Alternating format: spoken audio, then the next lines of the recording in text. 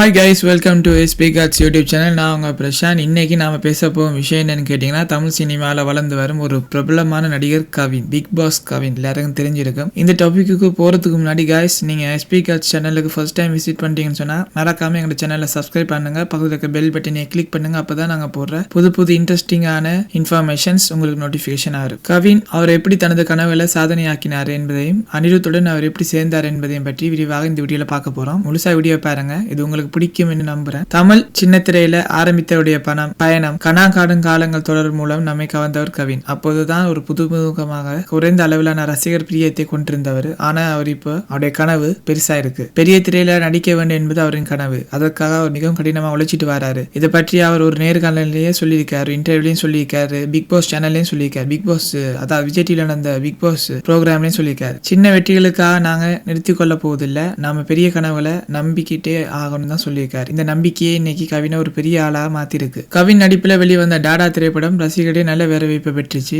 அந்த படம் மூலம் தான் அவர் தனக்கென ஒரு தனி சிறப்பையும் உருவாக்கியிருந்தார். ஒரு யூனிக் ஸ்டைல், தனக்குன்னு ஒரு சினிமா வட்டார ரசிகர்களையும் பெரிதும் உருவாக்கியிருந்தார். முக்கியமாக புதிய இயக்குநர்கள் மற்றும் தயாரிப்பாளர்களின் கவனத்தையும் அவர் ஈர்த்தார். டாடா வெற்றிக்கு பிறகு கவின் மீது எதிர்பார்ப்பு கொஞ்சம் அதிகரிச்சிருக்கு. இருப்பினும் அவர் தொடர்ந்து கடினமாக உழைச்சிட்டு வர்றாரு. ஏன்னா அவர் உணர்ந்திருக்காரு, வெற்றி என்பது ஒரு தொடக்கம் மட்டும்தான். அதுக்கப்புறம் நம்ம ஹார்ட் ஒர்க், டெடிகேஷன் தான் என்னைக்குமே லைஃப் டைம் வரப்போகுதுன்னு சொல்லி. பிளடி பர்கர் ஒரு சிறிய தடுமாற்றம் வந்துச்சு. தொடர்ந்து தீபாவளி பண்டிகை அன்று வெளியான இந்த பிளடி பர்கர் திரைப்படம் ரசிகர்களை எதிர்பார்த்த அளவுக்கு பெரிய தாக்கத்தை ஏற்படுத்தல. இது சில சமயங்கள்ல நடக்கும் ஒரு இயற்கையான ஒன்று, நார்மல் தானே, வெற்றி தோல்வி சகஜம் தானே. கவின் இதை மிக நேர்மையாக ஏற்றுக்கொண்டாரு. அவர் கூறியிருக்காரு, வழியில தோல்வி என்பது சாதாரணம், ஆனா அதற்கு பிறகு மீண்டும் எழுதுதான் உண்மையான வெற்றி. இந்த விஷயம் அவரை மீண்டும் உற்சாகத்துடன் புதிய முயற்சியிலேயே குதிக்க ஆரம்பிச்சிருக்கு. தற்போது கவின் பிரபல நடன இயக்குனர் சதீஷ் கிருஷ்ணன் இயக்கத்துல கிஸ் என்ற படத்துல நடிச்சிட்டு வராரு. இந்த படம் விரைவில் திரைக்கு வர இருக்கு. இப்படத்தின் மூலம் அவர் தனது நடிப்பு திறனை இன்னும் மேம்படுத்த ஆரம்பிச்சிருக்கார். மிக முக்கியமா இந்த படத்தின் முதல் பாடலுக்கு ஃபர்ஸ்ட் சிங்கிள் அதை இசையமைச்சிருக்கிறது